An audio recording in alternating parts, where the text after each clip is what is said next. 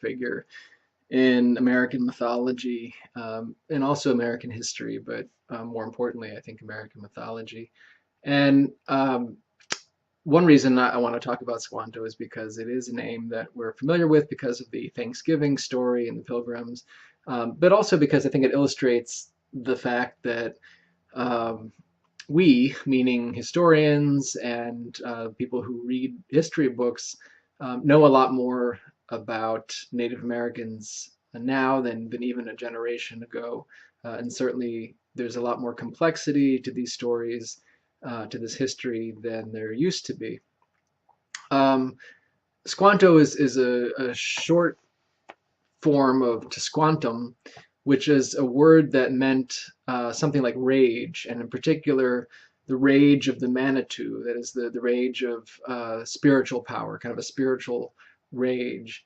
And when this man identifies himself to the pilgrims who land in Plymouth as Squantum, it's sort of like if he had said, "Hello, I'm the wrath of God," which is, a way of projecting a certain image, and not entirely a friendly image. Obviously, it's an image that he's projecting a power, and in some way trying to provoke a reaction of fear, right? Um, the um, Tisquantum would not have thought of himself as an Indian or as an American early in life. He was a resident of a town, a village called Patuxet. It was a seaside town. It's located about halfway between Boston and the western Cape Cod area.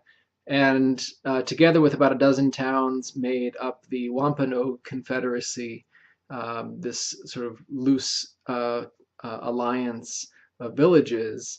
And the Wampanoag Confederacy then was allied with another confederacy, the Nauset, Nauset, which is located on Cape Cod, as well as another group called the Massachusetts, who were just to the north of the area that the Wampanoag controlled. All three of these groups, the Wampanoag, the Massachusetts, and the Nauset, spoke Massachusetts dialects, which were in turn part of this larger Algonquin language family.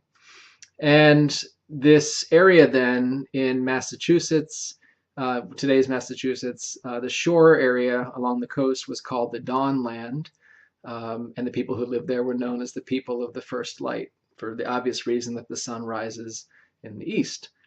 Um, they lived in this area that really had only recently-ish been habitable, because up until the end of the last ice age, it was simply too cold of a region still, and you had retreating glaciers that didn't allow for human habitation. And really, the area was stabilized about 10,000 years ago, enough and warm enough for people to move in. And the coastal areas, the seaside, wasn't completely stable until about 1,000 years ago. And so it was only about 1,000 years ago that the area really started to develop. And development occurred very quickly from about 1,000 AD to about 1,500 AD. And so that's when we see the rapid increase in population in the years basically leading up to the point of contact with Europeans.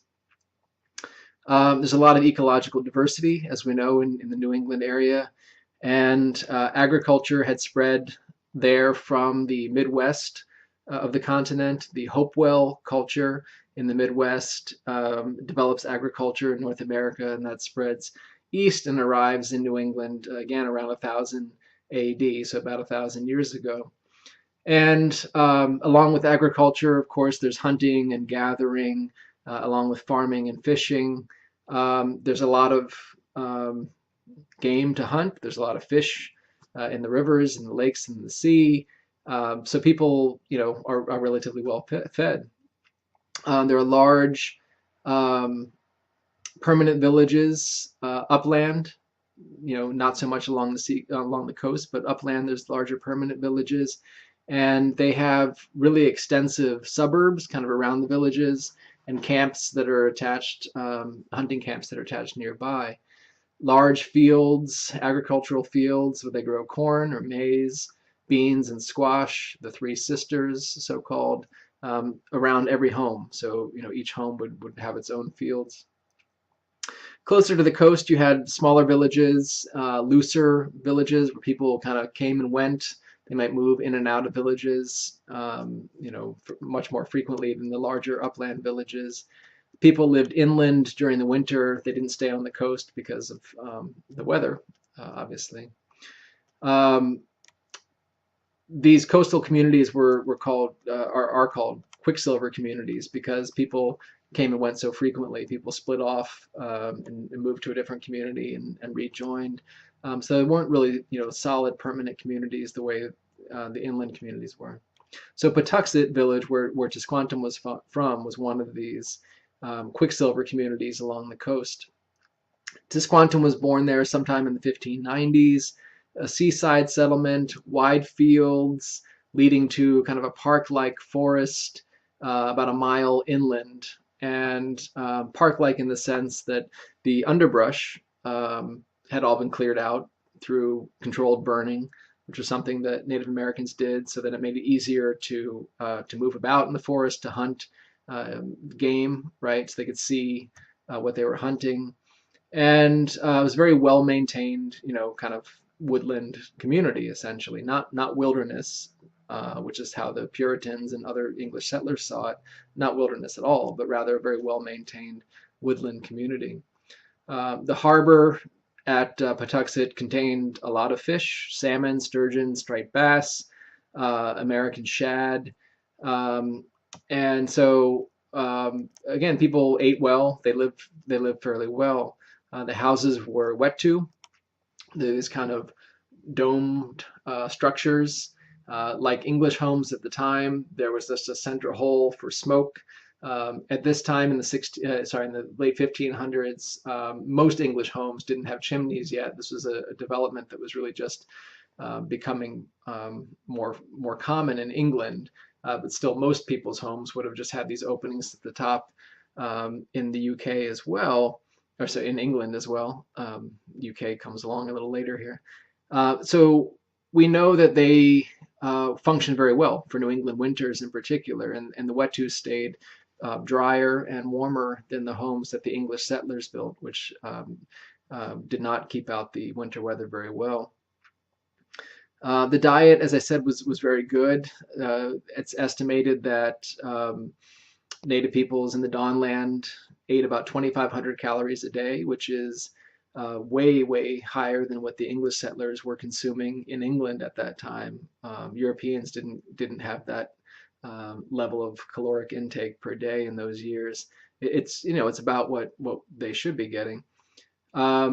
Families were very close and affectionate, and it's interesting looking back that Europeans, English settlers in particular, looked at Native customs for child rearing and thought parents were way too permissive with their kids in Native societies, and that kids spent way too much time playing, not enough time working and studying and that kind of thing. But Indians emphasize play as a way of learning in a way that Europeans in those years certainly did not. English settlers, typically set their children to work at age 7, and the idea that children should have this extended childhood, was a foreign concept to the English colonists. Now, that said, Native Americans did teach their children archery, with the bow and arrow, beginning at a very young age when they were toddlers. And they had an education system, but the education was focused on character formation, on building strong character. For boys in particular, the emphasis was on becoming brave, developing bravery, becoming honest, and resisting the urge to complain about one's life, about one's position.